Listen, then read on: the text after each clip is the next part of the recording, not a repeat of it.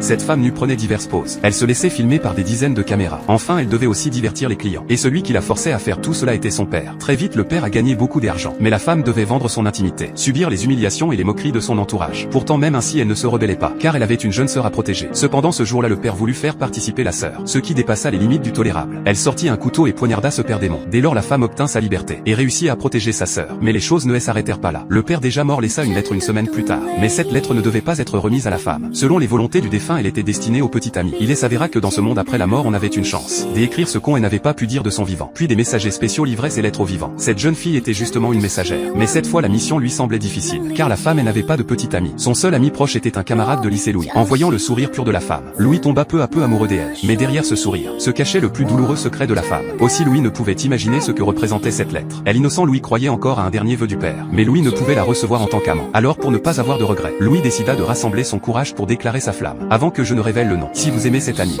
n'hésitez pas à suivre et à liker gratuitement. Et à ajouter cette vidéo à vos favoris. Ainsi vous ne manquerez aucun épisode. Le nom de cet anime est Le Roi Maléfique chasse sa femme.